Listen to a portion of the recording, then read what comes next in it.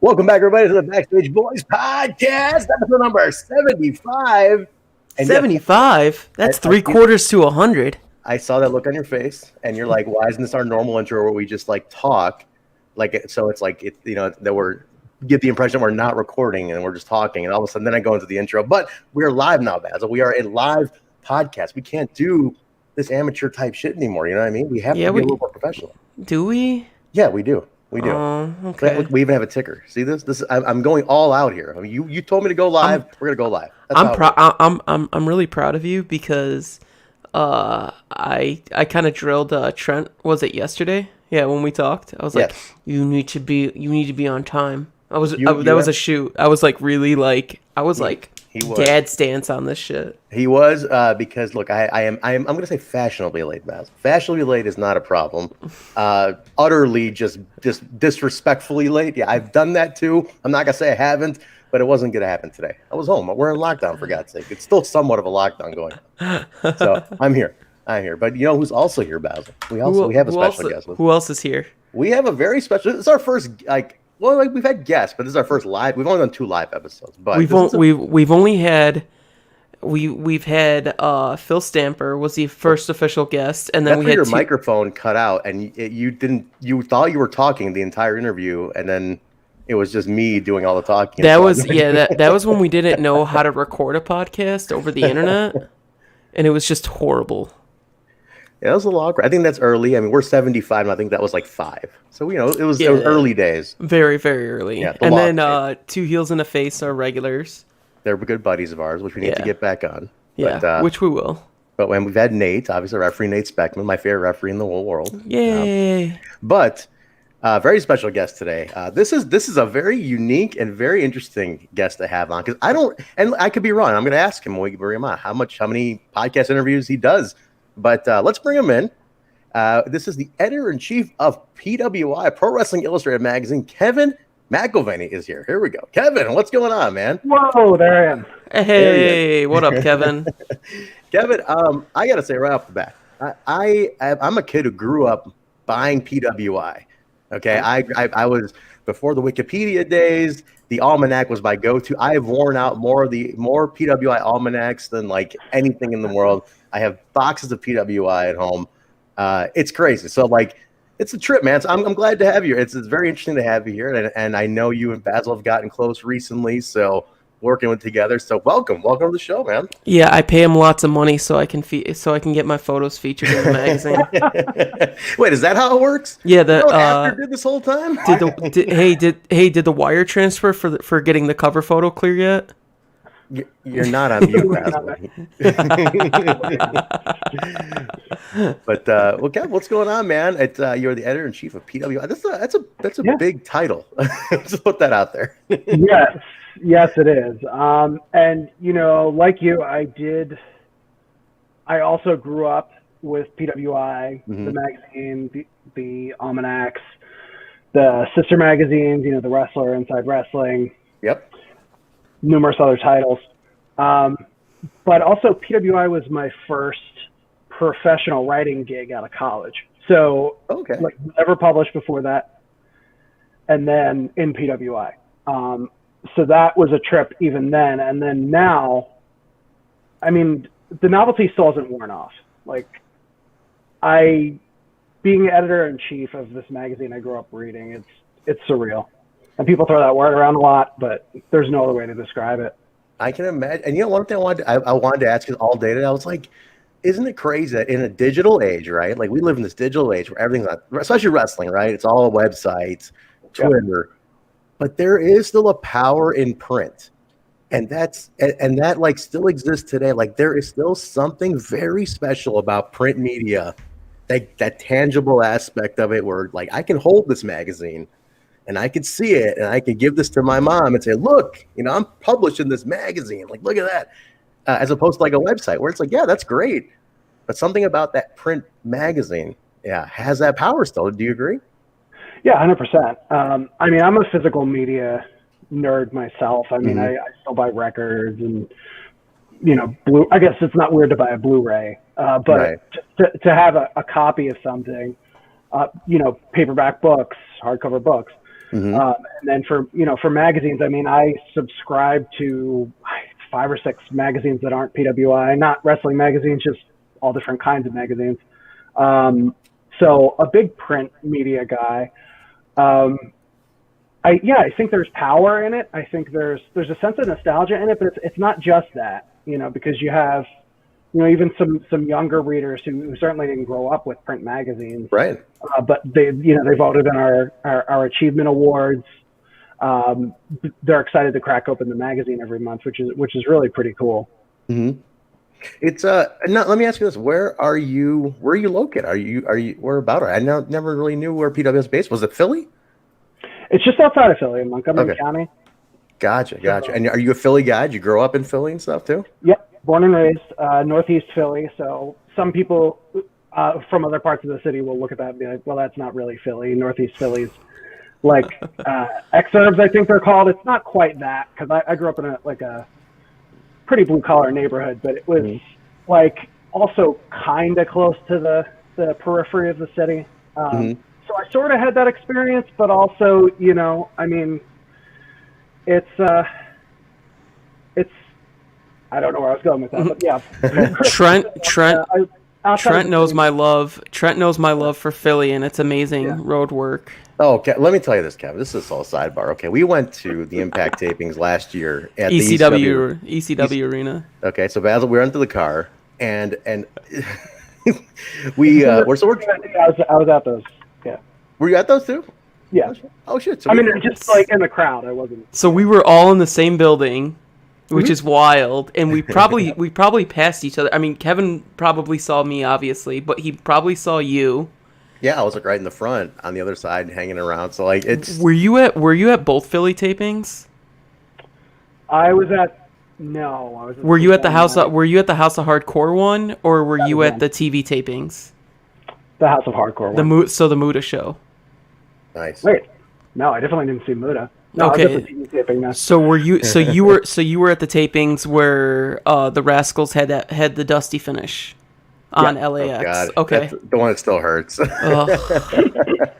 Drunk Trey is so fun. The drunk Trey storyline. Let's not. But anyway, so we're in Philly, right? We had fun. We did the cheesesteak stuff, and we were all about. Basil was most.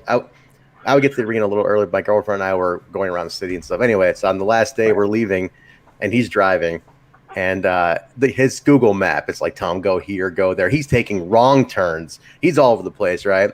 But the thing is, he's blaming Philly architecture for it, not maps, not his bad direction taking. He's like, just fucking one-way streets. Mind you, I am the driver for our group. Like, literally, I drive us cross country and don't have issues. I will drive. The first time we drove to Nashville, I think I literally went off on one wrong exit because there was like a fork and that was it. And I don't like normally mess up when I'm driving. So this was very frustrating for me to go through all this, and I was just like, fuck these tiny roads for these stupid carriages that were made in 1700s. That was the line. That was what I was getting to. It's like, the line of the day was, he's like, these goddamn roads made for horse carriages, like, not made for cars. I'm like, right. So actually, I was trying to think of a good way to explain how where I grew up in the city is different from like the real Philly, and it is pretty much like you could have 2 cars going down most of the streets where I grew up. Whereas in South Philly, I mean, you sometimes have to, there'll be somebody double parked in front of you on a one-way street, and you will be sitting there for, about 15 minutes until they come out of the house and move their car.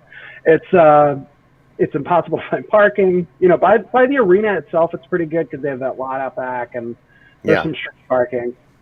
But yeah, consistently frustrating experience to go down and drive around down there. But it's also an amazing part of the city. I mean, you mentioned the cheesesteak places, but there's also, if you go further up in South Philly, you have the Italian market.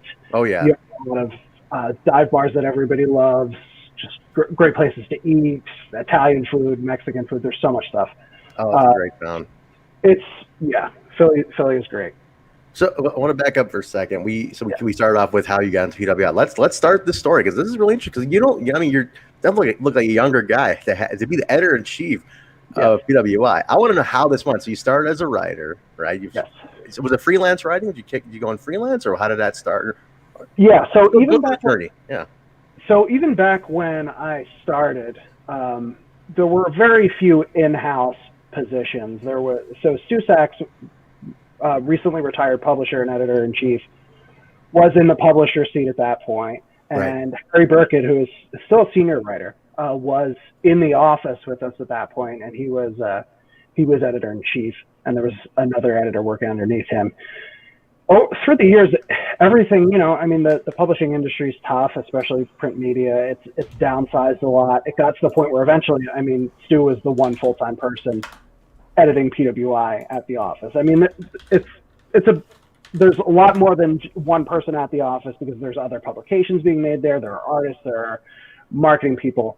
But PWI, as compared to what it was years ago, I mean, there's all this talk about how it was this really stripped down, it'd be 7 or 8 guys churning out 6 magazines, and it was incredible, and I can't believe they did it. But, as there were fewer magazines, there were fewer people in-house to take care of all that stuff. So when I came on, there were 3 editors in total. And there was really no room for a writer to come in and just work out of the office. So yeah, I was freelance, contributed, off and on throughout the years, because there were times that I had a lot going on in my day job. I couldn't contribute as much. And then, eventually, started taking on, like, helping out with social media, growing the Twitter following. Mike Bessler, who's one of the contributing writers, really deserves the lion's share of the credit for giving PWI Twitter presence and a voice. But I was, proud to go along for the ride with him there. Fast forward a bunch of years, I think a total of about 13 years after I originally started. Oh, wow. Yeah. So Stu and I had been in touch about, he was always like glad to give me a reference if I was applying for like a real job, and he had asked me how I was doing at this job that I'd started, and I said, well, they're good here, but I don't know if this is like what I'm going to do for the rest of my life. And he said, well, give me a call. I want to talk to you about something. I'm like, what is that? And before I know it, Stu's saying, I don't know for sure, but I have a good feeling, I'm getting ready to step down, and there's not a lot of people I could envision taking this over, but I have a feeling about you. And like, will you come in and talk to us about this, talk to, other people within the company, because you're going to be working with them. And, it was a process, but, this started early last year, and then by the spring, I was in the office, and Stu was training me to take over for him, which, seeing his name in those magazines for all those years, really humbling. He is just incredible. Even now, he was in the office the other day. He had to come pick something up. And he doesn't miss a beat, even after being retired for, the better part of a year now. Yeah. I bring something up and he's like, oh, well, did you try this? It's just so second nature to him. If there's a problem, he knows how to solve it. Check out the hook while his DJ revolves it. I knew that was coming. I knew that was coming. I wasn't intending to do that. I was like, if I hadn't, I would have been very disappointed with myself. I was like, one of us is gonna say it if it's not him. But that's awesome, man. Because, like I said, just seeing his name in those magazines for years, him, Bill, the magazine itself. The magazine started, I think, was it 71 or 72? I'm trying to remember. So PWI was 79, but 79. I'm sorry, 79. But the other titles go back a lot further than that. And the earliest Stanley Weston titles, which were the beginning of all this, those go back to the 50s, 60s. So, a lot of names over the years. Those were a lot more tabloid-like than the publications that we grew up with, but they did set the stage for that. And we're still, if we're talking about, and there's an old-time wrestling story. There's not literally the promotion old-time wrestling, but just a classic throwback piece where we need something from the 50s or 60s. We're pulling from that same photo archive. The Weston archive, and it is massive. That's crazy. That's a really cool thing too. I can only imagine what the vault what the vault looks like here. I mean, the stuff you guys must have. It's probably insane. Like, I recently saw like Impact's vault of like master copies and stuff like that. I can only imagine, and that's 20 years. I can only imagine 70. Yeah, so many years of just. And then it's not only you have full magazines, but I'm sure you have random articles, random pictures, random memorabilia, just everywhere in that place. There are plaques in the back that wrestlers didn't pick up. I think we have Dustin Rhodes' Most Improved 1992, something like that, sitting in the office. There's really, so Dustin, if you're watching this, I'll send it out. What I remember, what's funny, because you were talking about plaques and Dustin Rhodes, I was at the the Dynamite, where Cody and Dustin got their plaque for the match of the year. I was at that one, and I was helping film for that, and it was pretty wild. They got it, and then they sent a bunch of the magazines, the issues, and I remember that was the first time I was in PWI. Cage got most improved wrestler or something like that. Last year, and I was like, oh crap, I never got this issue, and Jeff was just like, yo, here, take this one. I was like so I was really happy, and then I've had every issue since. I mean, some I bought, I think the next one I had to buy, but then PWI has been pretty much taking care of me after that. I mean, the 500 issue, you had like 20 photos in it or something. I think and then I think the women's top 100, there was probably more. Yeah, that's a good segue. And we're jumping around, but it's very casual here. But I want to talk. How did the connection come with you two? Because I mean, obviously, I know because Baz and I worked together at AAW here in Chicago, and he's one of my best friends. I've known him for years also, but I know his photos are everywhere. Like, he's become one of the most fastest growing photographers on the scene. Shut up. How did the connection come in with you guys? He can't take you can never take a compliment. I wasn't really complimenting you that much right now. It was more like a factual statement. And he was saying you got taller. But how did the connection? Because you talked for like more than 10 seconds about me. Okay, I'm gonna cut your mic. I'm gonna mute your mic. You're out of here. But anyway, there we go. We're good. But how did that come about with you two? I don't remember if Stu introduced us over email or if you sent a message. That's what it was. So I came in at the very, like, with my photos. Stu started reaching out to me. Stu started reaching out to me, I would say about January. It was like pretty much right after Tessa's win last year at Hard to Kill. I saw your photos in that feature story. Or no, wait, was that this year? That was this year. Yeah. Or not. That was just That's how long 2020 has been. Yeah, 2020 has been like 5 years. Dude, I legit thought that was 2 years ago. Like, that feels like two. It feels like 2 years ago. We were all in Dallas like 12 months ago, man. Yeah. So Stu started reaching out to me. Yeah. And then I was just like, hey, whatever you need, like, I do indies as well. Like, if you need anything, just hit me up. I've shot AEW, so if you need anything extra from that, just let me know. And then, like, a week later, Stu's like, hey, I'm stepping down. Here's Kevin. I was like, oh, okay. That was pretty much, that was literally the email. He's like, this guy Kevin's taking over. And, yeah, here you go. And then I believe Kevin reached out to me via Twitter. Like, that was like how we started, like, actually, like, real time communicating, because we were trying email, and then it was just dumb because we're both not old. And I don't think it was related. I think I needed to, yeah. I think I'm older, but I think we need. How old are you? I'll be 37 in April. Oh, so I'm the old man here. I'm 39. I'm a senior here. So finally, somebody who says this is like I think this is the first time we've had someone who says, "Yeah, I'm older than you," and then I'm just like, "Yeah, I'm getting up there," and then people are like completely shocked by my age. People are like, "Wait, you're not 22? Like, what's going on?" How old are you? I'm 32.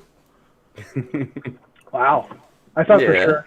I didn't think 22, but I thought late 20s. Yeah. That's not too far off. Good genetics. Yeah, brother. But, so that's cool. Yeah, I think I reached out about I mean, it might have been like a Black Label photo or something. Like I think it was an indie show that I reached out about. I think it was when we started PWI 100 is when like the real communication started, because you got started very early on that issue. Like that was like a solid 4 or 5 month project, I think, for you. Well, so it's what we do is we start like the rough draft of the 500 before the end of the evaluation period. You want to have an idea of what the list looks like, and then it's of course it's subject to change based on what happens in the last few weeks. But the initial meetings happen near the beginning, and I mean we don't sit and compile the whole 500 list at once either. A lot of that's done later on. Dan Murphy, who left the magazine last year, was senior writer for well over a decade with the magazine for more than was it more than? Yeah, it was more than 20 years, better part of 25. He had really been the point man on that list for many years at that point, and it was, I mean, he was missed. So I knew I had to start that early. I mean, I kind of lucked out because I was really paying a lot more attention to the U.S. independent scene, Japan. I was just looking at a lot of different things earlier because I wanted to be prepared when we started the meetings to say, hey, Dan, what about these people who have never been ranked? You know, like this person would be great, or this person. And so because of that, I was sort of ready. And then I was eager to get started on the 500 issue. And I knew it was going to be a process. So, yeah, it really began in May. And then the digital version came out at the end of August. So our other issues, the turnaround's a lot shorter than that. But that one, it's a beast. So that being my first one I did entirely myself, I had to start it. It's your flagship issue, though, and that's the thing, right? Like that's the one everybody essentially waits for. That's the one. Yeah. For better or worse, I mean, because if we get it really wrong, we will hear about it. I was going to say, how much heat do you get when that issue comes out? I mean, you get your Twitter must be just inundated. Chris Bay literally banned you guys from even ranking him again. And I mean, I can talk to Bay, honestly, like real talk, but he was heated. He was so heated. So I talked to Chris. I don't know. I mean, I want to respect his privacy and not go into our full conversation, but yeah, we had him lower than he should have been, and I'll cop to that. We get things wrong, like as hard as we try, you know. And we'll look at a guy like Chris Bay, and we put a lot of emphasis on his Impact run, which he hadn't even, you know, by the time the evaluation period was over, he hadn't won the X Division belt yet. Oh, shoot, maybe he just early. I think hadn't won it yet. Yeah, and. You know, if we looked at him as, and of course before the push he's had recently, if he's okay with us ranking him next year, I think he'll be a little high. I think he'll be a little higher next year. Yeah, fair to say. No, but he and I, like we've spoken. I think I'm pretty sure we're good. But I get why he felt put off. He should have been higher. His bio read is a little bit silly, which honestly I was more worried about that because there was sort of a lighthearted thing in there about a job he did when he was younger, and he took it as disrespectful. And it's like, I could see how you take it as disrespectful. The truth is, we're just trying to punch up these bios a little bit sometimes because it gets really dry to just write this person won a tournament and a title and a tournament and a title and lost the title. Next person won a tournament and a title, semifinals of a tournament, lost it. It just gets very repetitive. Right. See, I never thought of it. I never thought of it like that before. Oh yeah. So. If you're just going through and looking for specific people, you won't pick that up. But if you read through the whole list, well, hopefully you wouldn't notice it because we do take care to not have so much repetition and to phrase things differently and you know, put other little tidbits in there. Like if somebody made a cameo on a TV show, we'll put it in there. But yeah, so.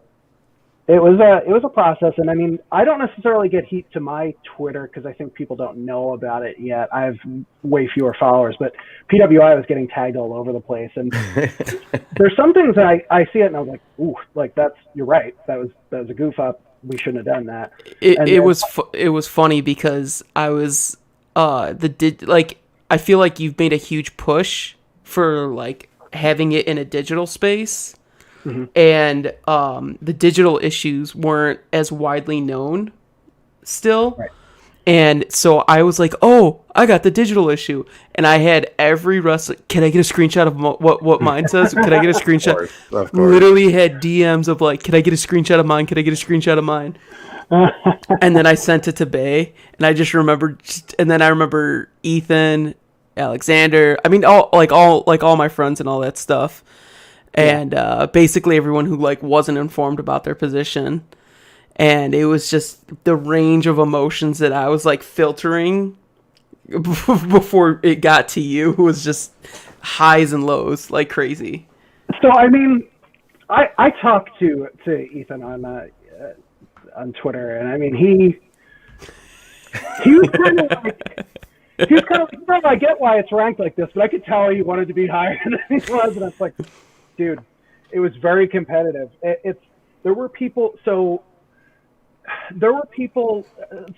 someone like a team like the Young Bucks, they were, I'm trying to remember where they were, because I mean it's all these months ago now, but they were maybe in the 50s or 60s. They were like on the verge of the top 20 before that, but it's just that there's so many other people in the fray now. And there was so much change this year. Yes. Yeah. You know, and that ties back to what I said at the beginning, the power of print media. You know, like the fact that it still brought out all that emotion from people. You know, they still got like, damn, you know, I really wanted to be higher. Shit, I wanted to take this home and show them whatever they wanted to do. But it's like that still invoked that much emotion out of them. That's like, there's still a power. I'm sure there's websites that have ranked Ethan Page low, you know, on Top Wrestler of the Week, and he never felt it as much. But the respect PWI has, longevity it has, the name it has, and the, you know, and what it is. It just it sits more with people, and that's a huge responsibility as the editor, I'm sure, to take on. Yeah, I do take that very seriously. I mean, there's certain things when someone works really hard and has a great year, especially if they're not like, you know, main event level stars.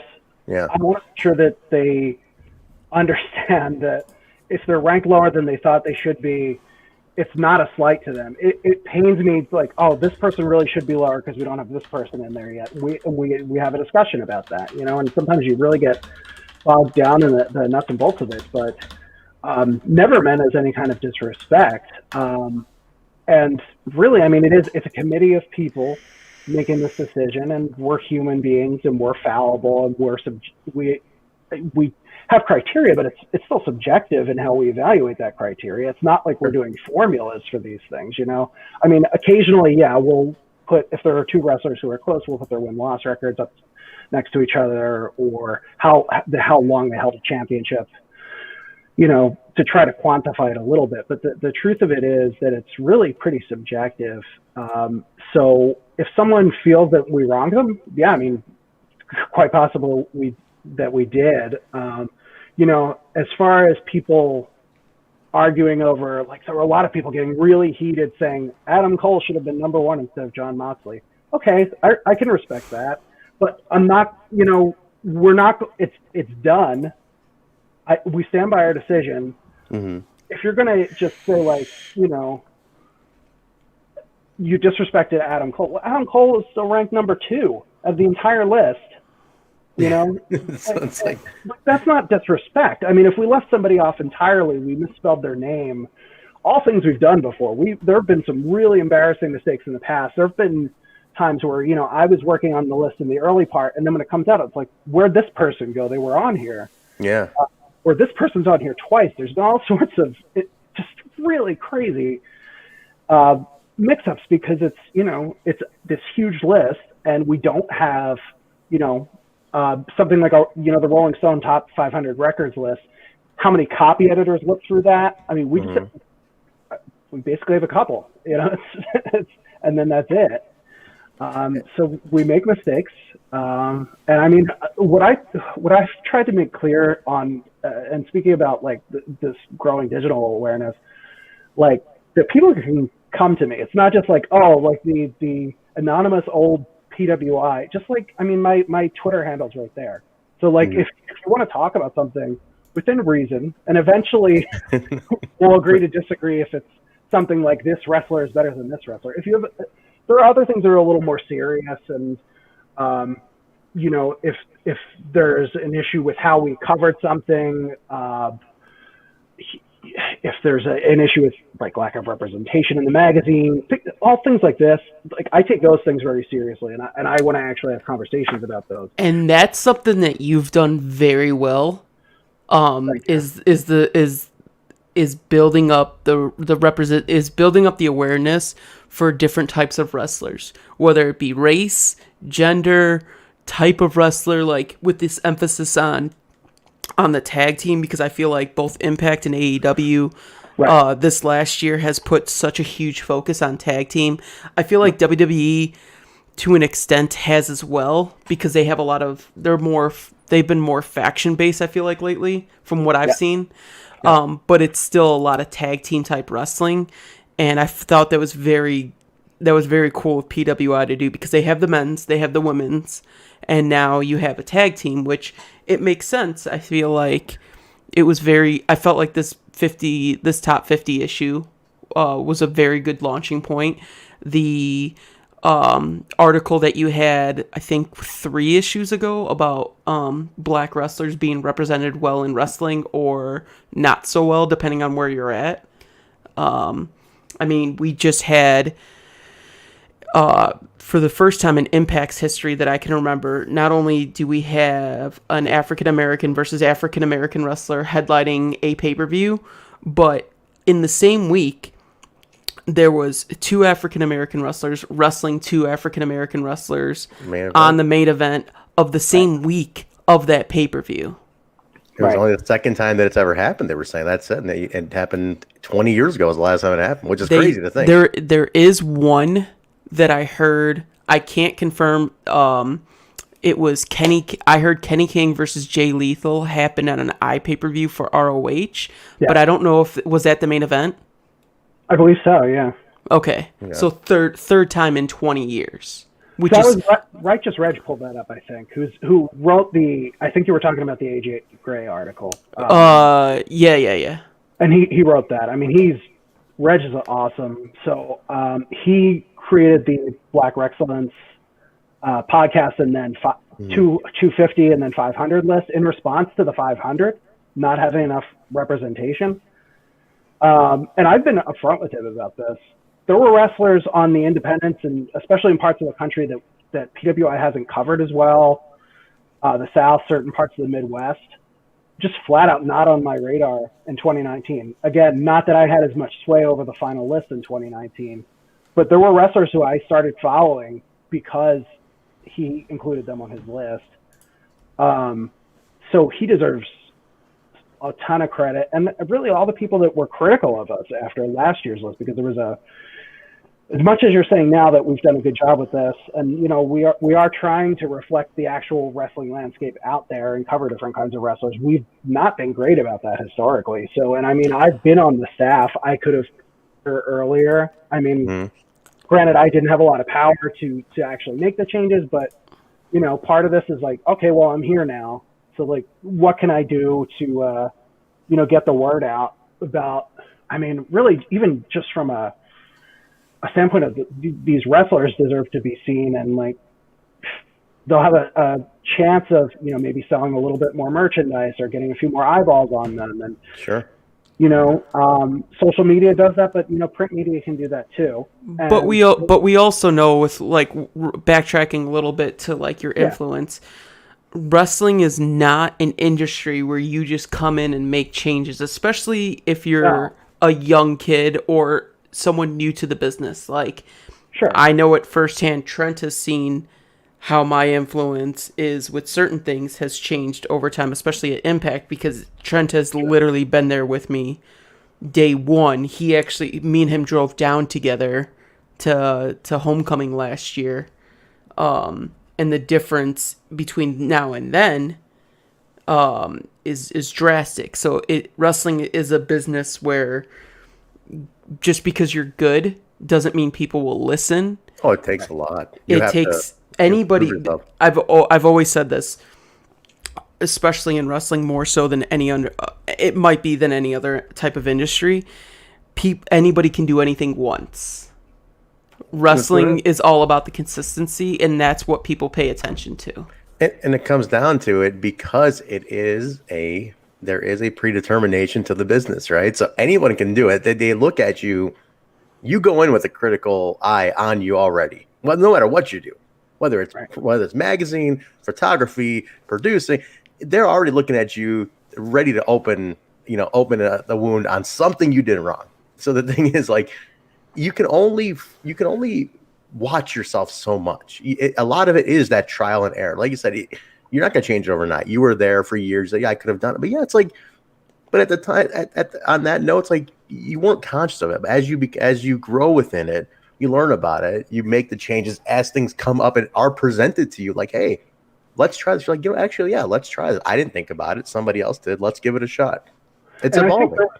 And I really think it was people being more vocal and really spelling things out. That I'm sure that conversation's been happening for a while, but I was not necessarily seeing it. I was seeing more like, oh, why is a WWE guy #1 again? Like, okay, I'm going to ignore it. It's like that to me, I'm not saying that's not worth looking at, but you can only take so much of this list is garbage anyway. It's just kayfabe. And, but when you're talking about whether you like WWE, Impact, AEW, New Japan, whatever, better, yeah, I think it's subjective, and at a certain point, it's not worth getting wound up over it. But then when you have someone like Reg point out, like, hey, there were only something like 17, no, it was more than 17, but I don't think it was as many as 30 black wrestlers in the entire list. Like, that's not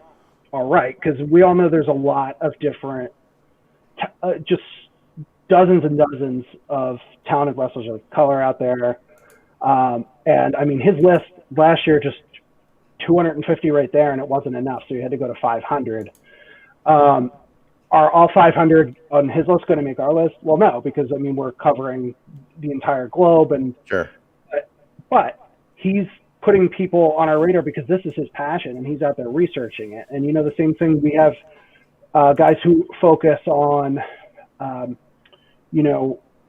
Mexico and Japan, and like, I watch those more so Japan, but there are people who are just so much more zeroed in on it, and it would be foolish not to ask them about it because they have a perspective on it that I don't, and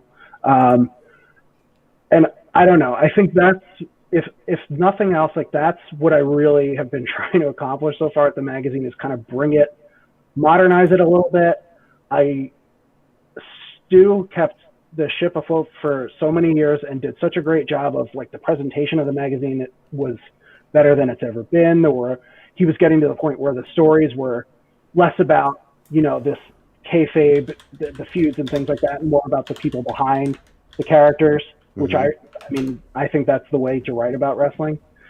So certainly tried to keep that, but also just try to make it a little more relevant, include some of these, up and coming acts. And I mean, even longtime readers, like, we've done surveys through our email newsletter, all these other things.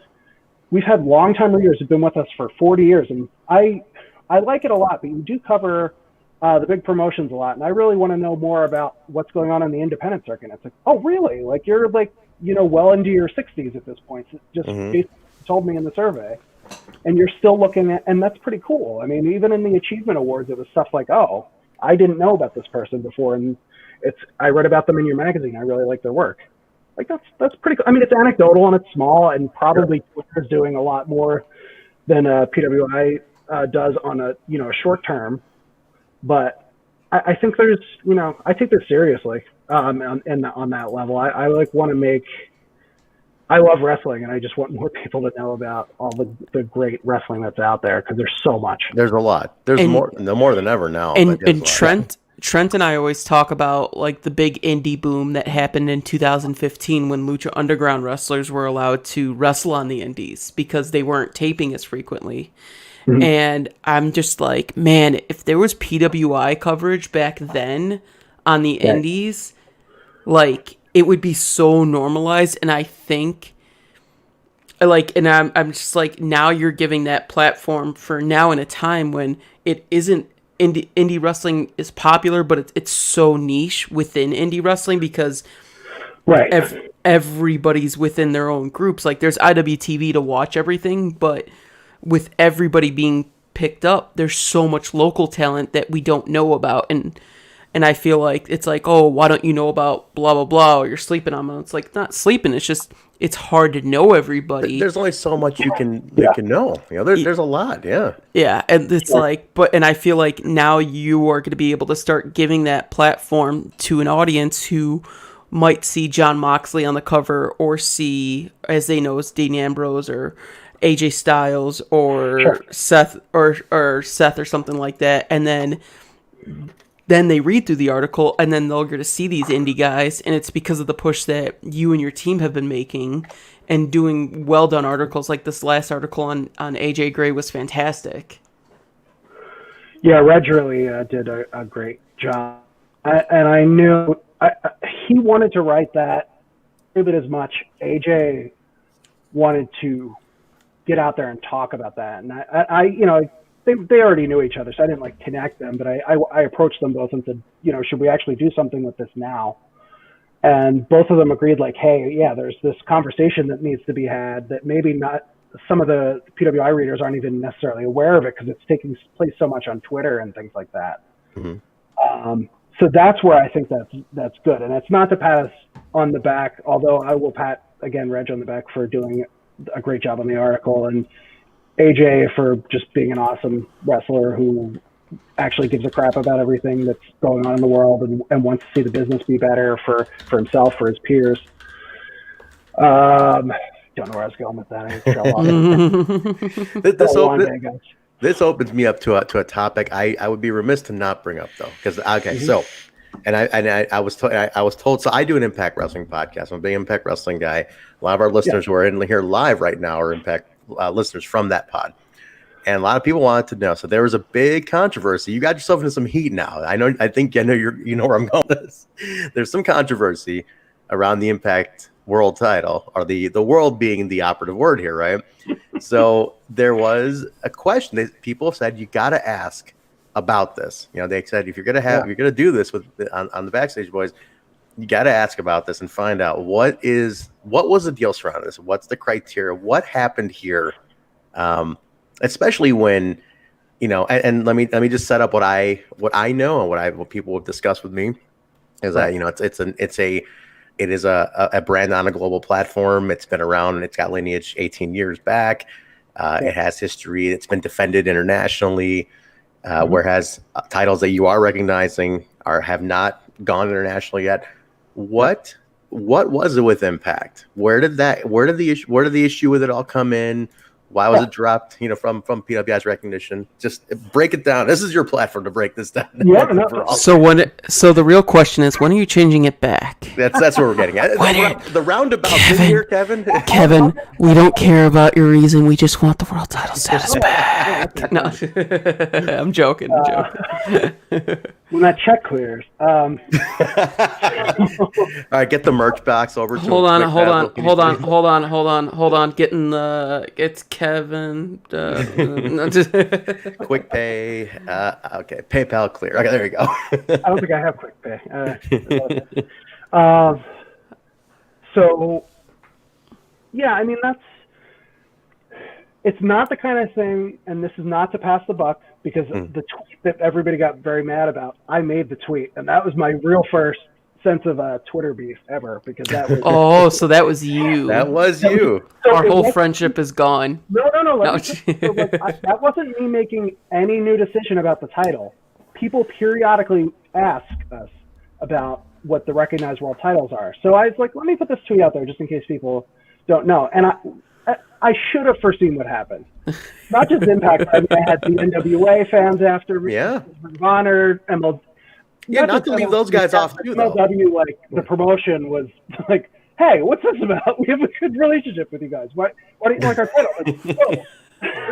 Like, I had been on their show like a month or two before that, like presenting a PWI award to Brian Pillman Jr. So, oh man, like Judas. Is it when Brian got Rookie of the Year for the second year in a row? He got Rookie of the Year 2018 for MLW. Yeah, and then he got it for 2019 with you guys. Yeah, so realistically, you don't know about Brian was a big exception to this, and there's been a couple others in recent years, like Dominic Mysterio is a big rookie this year, who's definitely in contention for this year's award. Ronda Rousey, but in general, it really does take like a good 12 to 16 months for a rookie to break out. Mm-hmm. So that's why we give, if you don't place as a runner-up in your first year, we give you till the end of your second calendar year. So that's why Brian Pillman won it. Ronda 2018 and then Brian Pillman 2019. Anyway, so I put this tweet out there just kind of to reiterate and really like, hey, we recognize the AEW title and the IWGP title, which we never recognized as a world title. I mean, even New Japan doesn't even call it a world title, but it effectively is, you know. Yeah. So I was just kind of putting that out there, not foreseeing, which I absolutely should have, rookie mistake, this eruption of anger and you were public enemy number one that day, for sure. Yeah, totally. What's the thing? Don't be the main character on Twitter. I was absolutely the main character. I could at least hide behind the. I'll say you, or at least you could hide behind the Twitter. Yeah. People, that's the guy who's leaving. He posted. We just exposed you now, by the way. So sorry. So I can speak to why, and this is without me making the decision, but I can say why Impact, then TNA, lost the distinction. So TNA had world title status when it was the NWA title, and then when the NWA separated from TNA, the NWA title lost the status. The TNA title got the status. And then over the years, TNA got that little bit of a stink on it.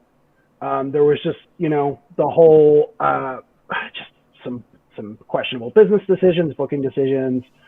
We don't need to go into all of it, but it was a rough time. And then more so than that, because I mean, bad booking happens everywhere. It happens in WWE, AEW. You're not going to take a title away just because of that. There was a stretch of about 6 months where that title wasn't even defended. And at that point, WWE, because of the TV tapings being so stretched out, or maybe it was defended on TV during that time. Or actually, no, I'm sorry, that was when it was not on TV, when there was no weekly TV deal. And around the same time, WWE was basically the only game in town, and they unified their championships into one championship. They got rid of the brand split. So kind of Stu said, you know what, guys, I'm going to just make a judgment call here.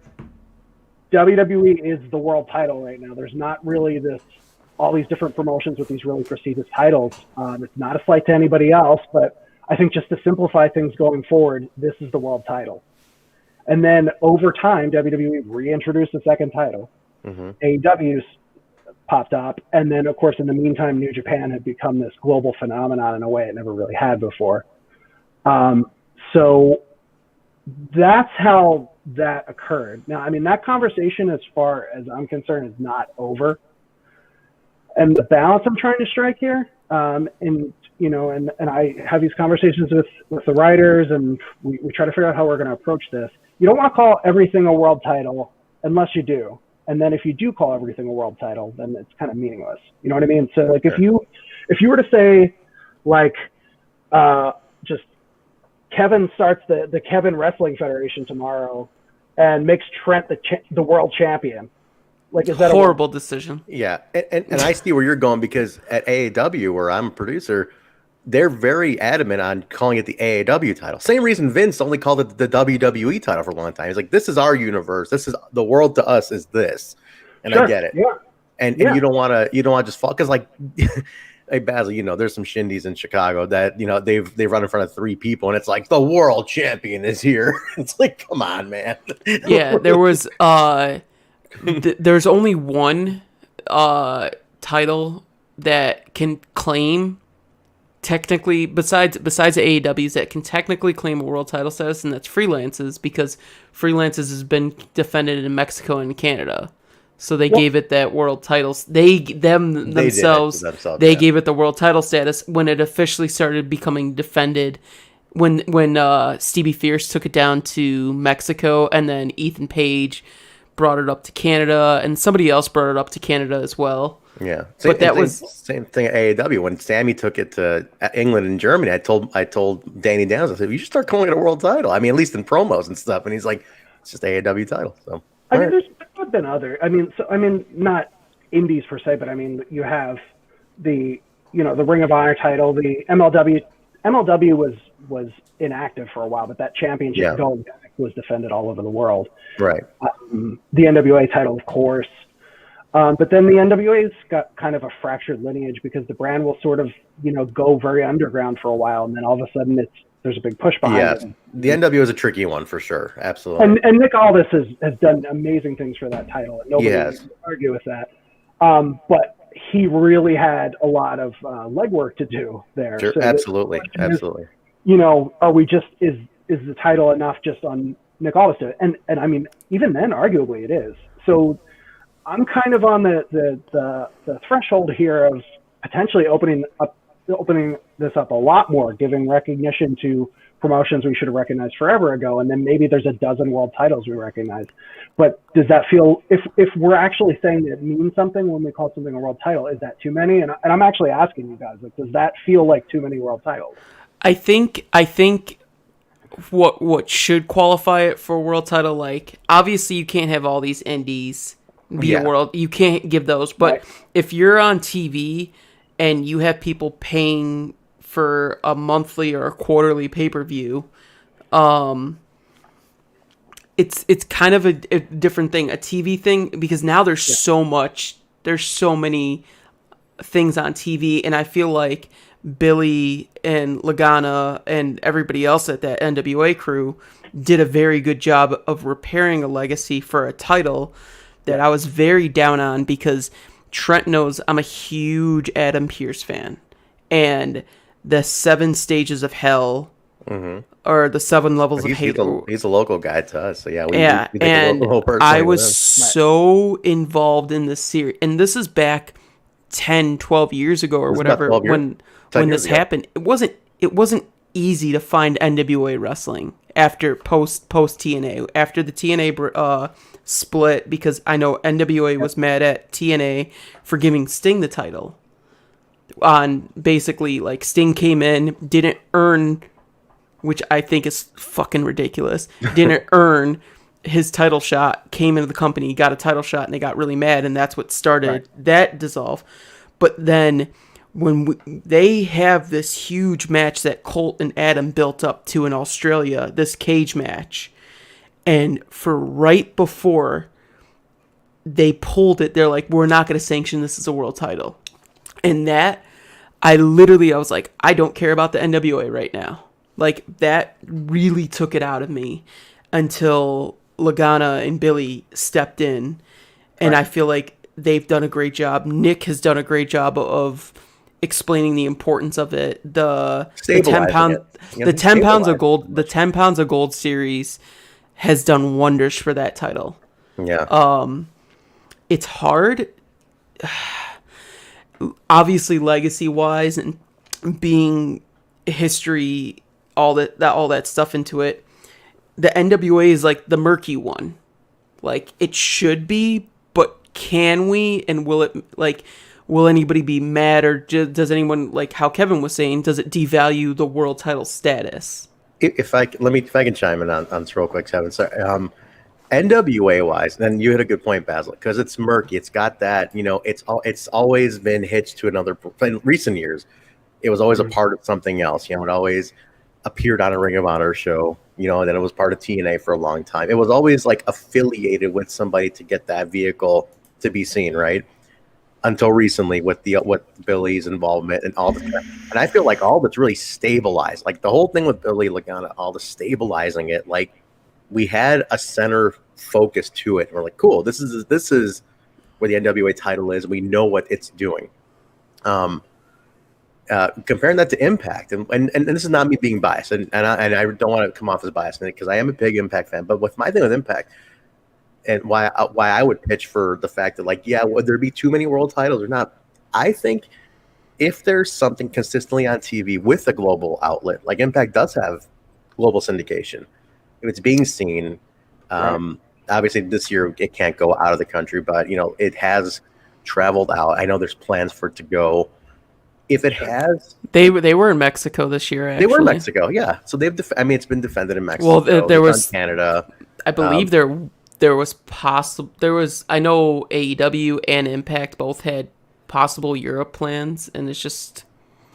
But on that note, if a company has consistent product that is touching a global scale, I feel you're not muddying it up by saying there's too many world titles. They all have their own kind of corner of the wrestling world at that point, and not a global scale via the internet. That's easy. I'm talking through actual TV, broadcast television. Impact hits that, in my opinion. But then you have the NWA does not, and especially since Power's not on, and then of course the company has been restructured to some degree. It's not been absorbed by the Universal Wrestling Network, but it's de facto been that. And of course, like Lagana being accused of assault and stepped down. The company was not dead in the water, but it was. They had to say, "Hey, we're not doing anything right now because we need to reassess." And that was the responsible thing to do in that case. But then you have, that title is hanging out there, and you have the women's title has been defended all over the place. Mm-hmm. Because Thunder Rosa was taking it all over with her, and now Serena Deeb. And Aldous, I think, has defended it once since the spring. And it's it's COVID. I wouldn't go defend it. I don't know if that's why he's not, or if it's just he's not being booked.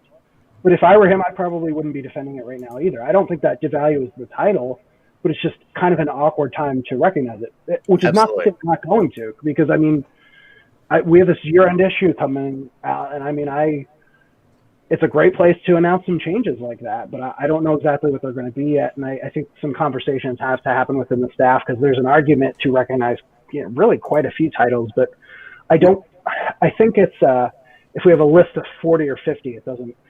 You might as well just call it by its real name, and maybe that's fine too. But really, it's a holdover from the days when wrestling was treated like a real sport, as was boxing. And the Ring magazine and similar magazines, which were for a while they were produced out of the same office as PWI. Oh, really? Yeah, right. Not anymore, but they were. And those magazines historically recognized certain titles and not other titles. And that makes sense. These are the ones you should pay attention to. That's basically what it's saying. And that makes sense. And when it comes to NWA, I could see that, and objective. I'm a guy who I was given I have an NWA replica belt. So the only belt I have is an NWA title. I love it, but I'm with you. I'm on the take of I think it needs a couple more years to kind of repair, to get that stabilization again. It's not going to happen within just what's happened so far. We need a little time to get it back there. And I think it totally can. I think it has the potential if they stay the course, but it has cheapen's not the right word. It's been abused for a long time, and it just started getting stability. And let's give it a little more stability before we bring it back out to that recognition. But the reason I always made the argument for Impact, a lot of my other listeners did too, was because it has been consistent for a stretch long enough with that history built in, and the consistency that it has had with this new regime, especially with the global touch. And so that's and you guys are going to do what you're going to do, and that's totally up to you guys. But it's interesting to see the thought. This is one thing that everybody's been wondering, Kev. What was the thought process? Where did that come from? Because nobody really knew what you guys' position was, and it was so confusing for a lot of people. Well, why? Why us? Why did we get outcasted? Right? So I appreciate you answering it. But the truth is, it happened a long time ago. This wasn't hey, now Impact doesn't get world title. And I think they think it did. I think people felt it did happen recently. That's the problem, Right, yeah. And the modern NWA title just didn't have it, and MLW and ROH never had it. And it's not to say they didn't deserve. How could you say that the ROH of the early to mid 2000s didn't deserve world title status. Like that was an incredibly prestigious title. People held that for like a mean time period of 7, 8 months, 12 months. Like that was not a hot potato title, and people were defending the hell out of that title. Absolutely. So, so I mean, even all this, like bringing up these skepticisms, I don't even know that I necessarily fully believe. I'm trying to bring into view like the past arguments against this, and I go back and forth because I don't want to take it lightly because I know people care about what we say about these championships, but also, I mean, we are just a publication, and you can agree or disagree with what we do. And I don't want to act like we're more than we are, if that makes sense. Like I don't take it lightly, but it's not, it's not the end of the world if we do or don't recognize it. Absolutely. And that's why I'm like, you're in just an hour of talking to you, like, you're a nice guy. Like, it's like, man, people are taking a subjective matter and really turning it personal at some point. And it is, it's a publication. It's somebody's opinion. It's one man's opinion, quote unquote, it's like, let's not go crazy over it. But it does show how passionate people are and how much they do connect to something like a PWI that has that it showed the respect. To me, I think people got so fired up because it has that respect built in. We all, people my age and our age, we grew up on PWI, man. I was that kid every month. I was sweeping the grocery store with this, so the magazine still has a very special place in my heart and a lot of people. So I think that's why people took it hard, but it just shows the passion of wrestling fans. And that's the best part about it. It still shows how much people, whether it's so niche now and it's such a small market, that market is so intense within this bubble. And it's pretty cool to see. It's pretty cool to see. Absolutely. Yeah. That's awesome, man. No, listen, I appreciate you answering that one because I know that one went a while, Basil. No, I mean, and there's a lot of good feedback in the chat about this too, which is some good points about how sports handled this, with journalists deciding who Hall of Famers are, and the point in here about Impact having been around longer than WCW was, which I mean, so has Ring of Honor. Like, it's really it's wild to think about that because it feels like WCW was around for so long. Crazy to think though, right? Like we think about, especially our age group, we think about that like, damn, WCW's been gone. It's going to be 20 years in like 3 months. That's crazy to me. Like, I remember everything about it, like everything I grew up on. So the contract reads McMahon. And it's just like, but it's great to have these conversations because we're having these conversations with like-minded individuals. There's this, I feel like the passing of the guard is changing to everybody who was kind of in this Attitude Era bubble, who didn't let go of wrestling but understands the growth of it and just wants the mentality of wrestling to grow with that as well, with the people who've gotten into it, because the type of people who've gotten into wrestling has changed. The wrestlers themselves, what they do has changed. It's not this crazy party aspect anymore. It's fitness, gaming, hobbies, just interacting with one another is a lot more open than what it used to be. Huh? Yelling at PWI on Twitter. Yeah. I mean, Kevin and I, we have tons of conversations that have absolutely nothing to do with the magazine that we'll just joke around and just random stuff like that. Yeah. So, I mean, there's this whole mentality that everyone, like I said, it's starting to change. The whole like, oh, well, the wrestling isn't always going to be larger than life anymore. In some aspects it will be. That will never change. But there's going to be a lot more relatable stuff as you get older because these are the same people that watched wrestling with you 10, 15, 20 years ago. Mm-hmm. Yeah, so true, man. It becomes a part of your life. And that's what it is. And speaking of the magazine, I got to say this. Do you guys still do, I'm on to ask you this, do you guys still do the back order, like the print back order offer? Like, because I remember when I was collecting, like I got a shit ton of these in my parents' house still. They're all in stacks. but I used to do the back orders like to fill in the gaps in my collection. And I was like, man, is there still like one big warehouse somewhere that's got like, June, 1988, and it's like I need that one to fill in my collection.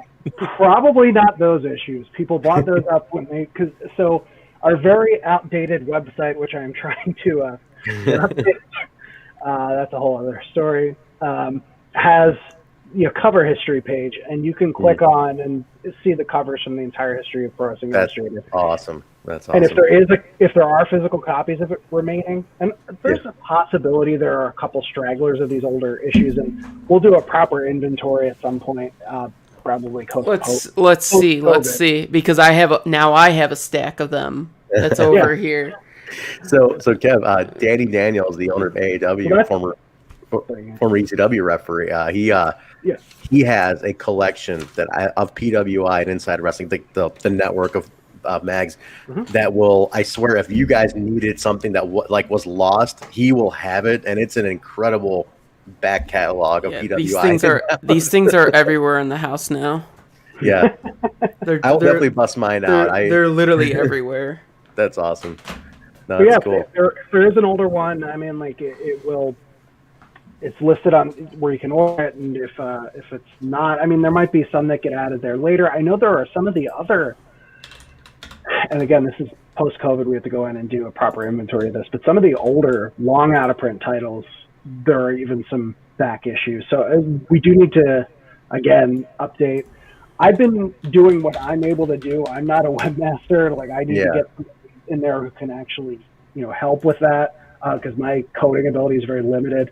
I've been doing what, I have a digital marketing background, so I've been trying to step up, do more things like, email newsletters, videos, different stuff with the podcast, just different ways to get the magazine out there. So like I do what I can, but some of that other stuff, I mean, it's, another thing people always ask, like, can we get digital versions of the old issues? I would love to do that, but that is a process. That is, I can imagine. Scanning all, digitizing it, making it searchable, like a proper, PDF or digital file, that would take a very long time. And I'm in the office trying to put out, we stepped up the amount of issues we're doing a year, 9 a year now. Yeah. So I'm, pretty busy already. So I will say when I come across something like an old stack of envelope of negatives or photo slides, I'm like, ooh, this is cool. And somebody's probably going to be interested in this at some point. Like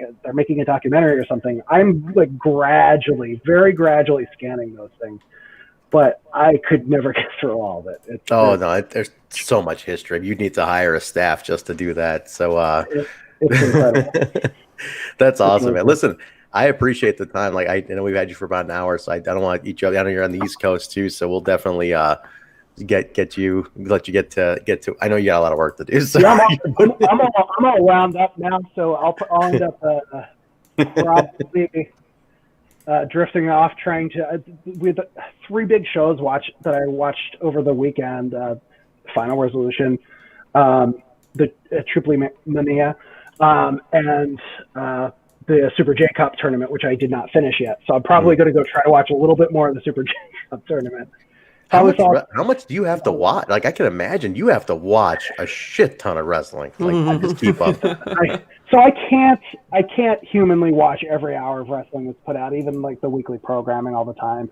But I just love watching wrestling. So it's a passion for me. So I just, it helps. I mean, I can, if I have a little downtime at the office, I can sit there. I mean, it's research. It's just the work expense at that point. It's very true.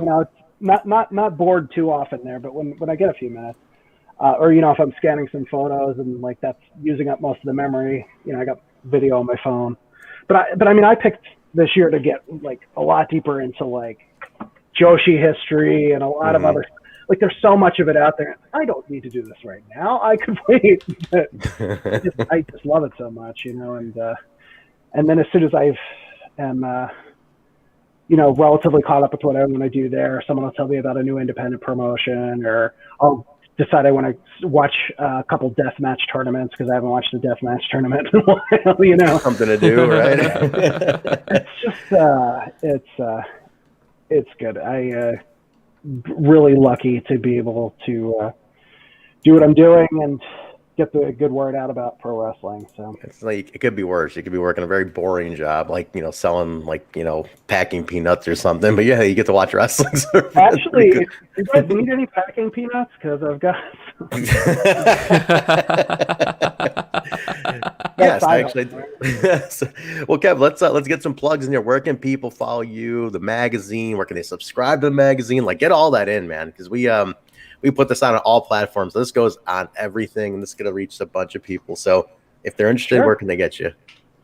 So PWI is at official PWI on Facebook, on Twitter and Instagram. It's / Pro Wrestling Illustrated on Facebook. Something else is official PWI. Mm-hmm. And I believe we're also official PWI on YouTube, but we don't have as much on there yet. Trying to build that up. If you're watching the video version, that's my handle at the bottom there. It's McElvaney, so it's my last name, but whack instead of MC at the beginning because I'm whack. I pretty much did that so that people knew how to pronounce my name. So I think it worked because you got it right. I did get it right. I think you're right. Yeah. I also grew up in Chicago. I grew up in a very Irish neighborhood in Chicago. So So cool. on PWI-online.com, and it looks like a GeoCities site from the early 2000s. So don't try to mind that. Can they get subscriptions, like mail subscriptions to the magazine still? Yeah. So Basil held up the back of the issue. There's usually a subscription ad. There's always a subscription ad somewhere in the issue. It's usually on the back cover. Okay, cool. There you go, guys. You can go over to PWI. This is the newest one. So this is So that's on sale. Well, we're in Tuesday now, so it's the 15th. That goes on newsstands today. Okay, nice. So that's good to know because everyone's been asking me. I'm like, I don't know. Yeah, so on newsstands, you could still order it from us directly, and we have a special site set up just for that issue, so you don't have to navigate the old website. It's just tagteam50.com. Yes. Oh, really? Nice. Yeah. Cool. So I would say just if you can get out and pick it up, I mean it's a great way to support the magazine and keep our like if people are buying it in stores, we'll keep circulating it further and further. And if you order it online, just try and be a little patient because the U.S. Postal Service is there's a lot of issues with it right now from COVID. I think election hangover, holiday. A lot going on. So it might be a while, but if you're not in a huge rush and you don't want to go out to the store to pick it up, we'll definitely get you a copy or however many copies you need. Just go place your order. There you go, guys. Awesome, guys. So yeah, definitely get if you're looking for that, go pick it up today at your local newsstand. Go old school. I'd love to do that. I'm telling you, I used to make my mom drive to the grocery store and I just sweep the newsstand with like whatever was out. Even the short-lived ones. I'm trying to think of some of those at the time. There was some really in-betweens that would come out, man. I would just whatever was fucking wrestling, I'd just buy it. There were some really weird fun specials. Yes. Yeah. But the almanac, I swear, man, that almanac, you could see how mine is like worn because I was like learning about titles. I'm like, oh, the Mid-South title, the what title? I'm like, all these different championships, the Missouri State Heavyweight Championship. I'm like, what the fuck is this? Like, I was learning so much shit. I love the almanac. That was my absolute go-to. I mean, I wore that thing out every year. So I appreciate all that work that went into that. So there's a small contingent of very vocal, hardcore almanac fans who are like anytime they can bring it up, and it's like, guys, that's like a whole huge undertaking, and I bet the reason we don't print them anymore. I mean, it's yeah. Up, but maybe some kind of special edition at one point, like a really big one, like deluxe package kind of thing. Something like that down the line, because you said, dude, I used to. It was because it was smaller bats. Like it was a digest, So you would, I'd keep it in my pocket. Go to my friend's house. I'm like, wait a minute, so and so was the champion. You look at title. Really, very cool kid to be carrying around the PWI. Listen, when this bug bit me, I was a total freaking nerd, and I told Basil like, like my timeline of wrestling. I was a total geek with wrestling, man, and it changes when you start working in it. Obviously, you see the other side of things. You're not as like the fandom aspect isn't as crazy. You look at it more from a creative and production side. But man, yeah, sure. Those initial developmental years of being a wrestling fan are like, yeah. I had it in my coat and had like, no, so and so held the title. You know, he was also a Missouri State champion too. Like I was like that nerd, right? So because I had my almanac. God damn it, that was the thing. But awesome, Kev. Thank you very much. Hang on with us. Let me get our plugs in here. We'll sign off, then we'll just say goodbye to you on the other side. So let's get our plugs. Basil, where can people find you? All your photos, all that stuff. Where can they connect? You can find me on Twitter and Instagram. That's B, 2 E's, 4 Z's, and a Y, like how it's listed right there. Whatever. Y'all know Twitch has an extra E in it because that asshole took mine. Fuck him. And then all my photos can be found at basilmahmood.com, BASILMAHMUD.com. Where could they find you, Trent? You guys can get me at Transberry over on Twitter. The show also is available on Twitter and Facebook at the BSB Show, and on Instagram at the BSB Show Pod. Because Basil, what happened to our Instagram? Our old gimmick got shot because some asshole had to take the same. Everyone just taking our gimmicks, snaking our stuff, just snaking our stuff. My Backstreet Boys podcast needed an Instagram account. So son of a bitch! You know how he just Judas us, came right in and took it from us. But Kevin with the heel turn. It was me, Austin. It was me all along. Guys, our new Twitch channel. We are officially on Twitch now, it's our second live broadcast. We were always to tape before. We're doing live now. Twitch.tv/the BSB Show. YouTube. At the Backstage Boys podcast on YouTube. You can find our t-shirts, visual t-shirts at prowrestlingtees.com/Backstage Boys. All audio platforms, Apple, iTunes, Stitcher, SoundCloud, Google Play, iHeartRadio, TuneIn Radio, Spotify, what else? Spotify, Amazon, Pandora. It's on everything. Trent will be like, hey, we're on this streaming. I'm like, that's a streaming service? I'm like, did you know Pandora does podcasts? He's like, wait, Pandora's still around? I'm like, they do podcasts now. We're on it. So.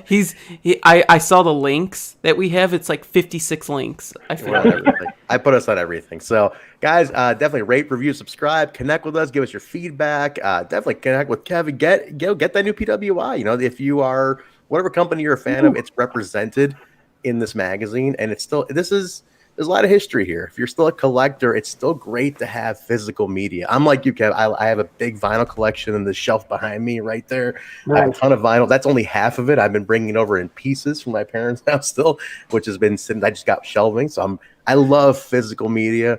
It's great to have it. So guys, go pick up a new issue. Support the brand. Sorry, one more thing. It's probably also mentioning, if you haven't read PWI in a long time, it's not the just like color centerfold where it's like 8 pages. Look, I mean, this is a glossy.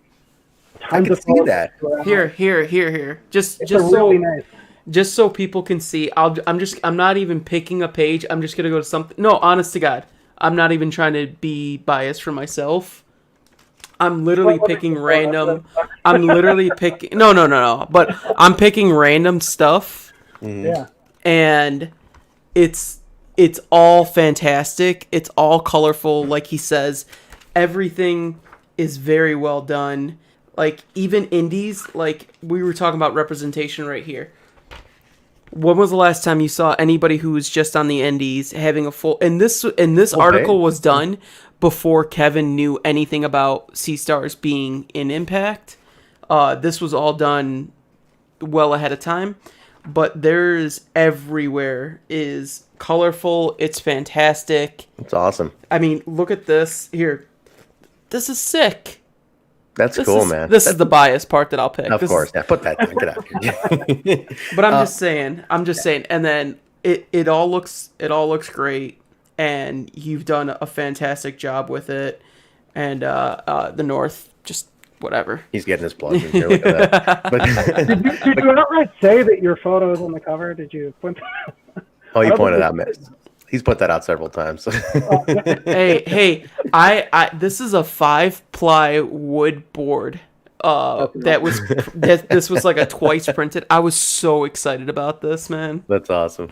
Okay, and I want to thank you also on a personal note for always giving the retweet to the AAW history post that I've been putting up. So I figured I started tagging you guys in that because you guys you do run the history a lot. That was my big undertaking at AAW this year, was to celebrate a lot of that history and put those title histories back out and dig up old photos. So I figured who would appreciate this? I'm like, oh, I hope PWI would. Now that I know who the man behind it is, I appreciate you always giving it the retweet. So thank you very much for doing that. But guys, that's going to do it for us. We'll be back next Monday. So definitely connect with us. Give us your feedback on this one. Again, all audio platforms, video, you name it, we're on it.